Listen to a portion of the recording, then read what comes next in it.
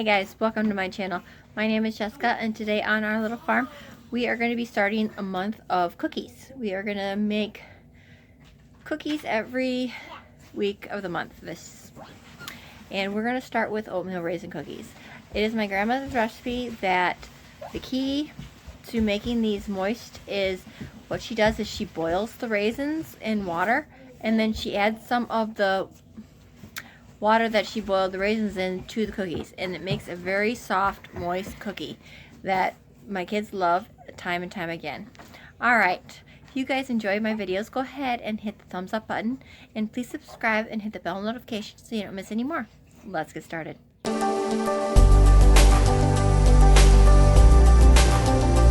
First thing I did for my grandmother's oatmeal raisin cookies is I took 2 cups of raisins and I just put water over top of them and I boiled them for about 10 minutes. And what I'm going to do is I'm going to pour off most of the juice, but not much. I'm going to leave about half a cup of it to add to the raisin mixture. Then in my bowl I am going to start with my 2 cups of butter. And I'm going to get that softened. Alright, to my 2 cups of shortening, I added 2 cups of white sugar. And I am just mixing it up here. Trying to get all the lumps out. And then to that, I'm going to add 4 eggs.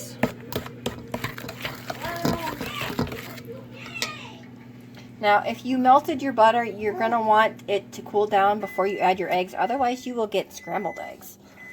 And that probably will not taste very good. Alright, and then you're just going to mix it up. Now, normally what I do is I just add all my ingredients and just mix at the end. That's what I like about my grandmother's recipes. There's no real wrong way of putting the ingredients together. So,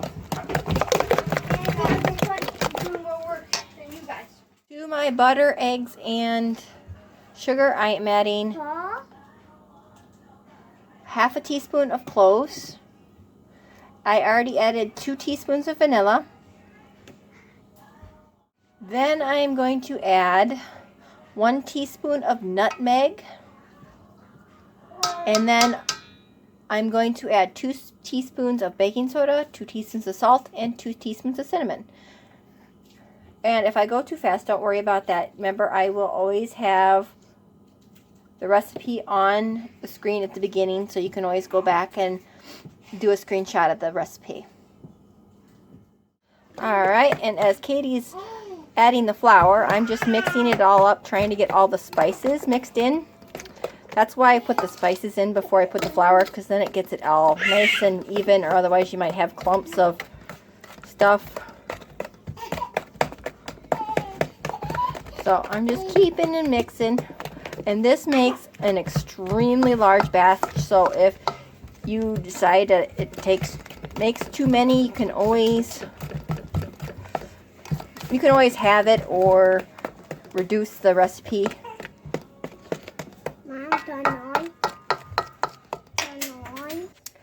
And to the flour, on top of the flour as I'm mixing, I added 4 cups of rolled oats. Oh, go ahead, Katie.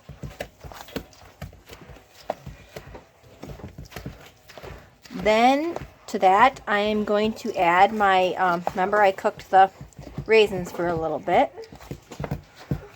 And see how it's kind of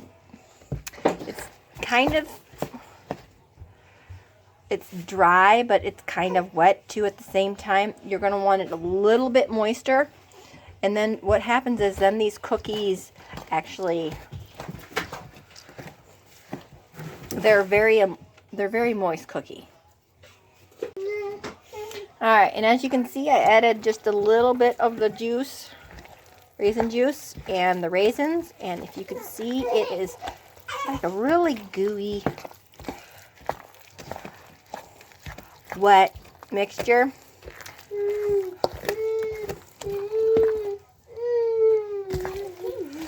which is what you want, because these, oh, I love these cookies, and I love them, especially not just from the oven. Like, all cookies are good from the oven, but if you actually freeze them and then eat them frozen, oh, they're just as good. I like frozen cookies just as cooked frozen cookies. Or if you decide to make this big batch and you don't want to cook them all at once, what you could do is you could take your dollops on parchment paper and then flash freeze them and then cook them when you're ready. Is another way you can also, you don't feel like making this big batch all at once. There we go. As you can see, ooh. Yep, tastes just like Grandma's. And I'm just going to take my little cookie scoop, and I'm just going to, a little bit like that. And I can never remember if these ones spread when they cook or not, so I always leave a little space, and then the next batch I always go.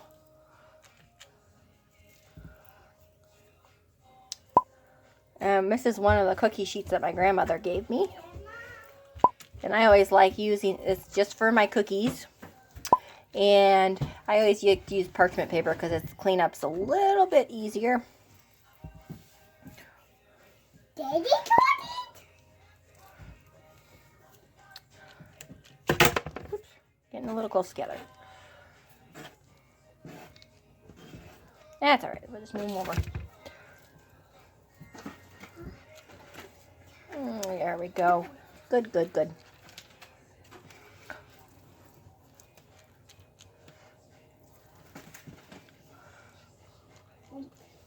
Alright, and then I'm just going to take my tray and put it in the 375-degree oven for about 10 to 12 minutes. Alright, they are done.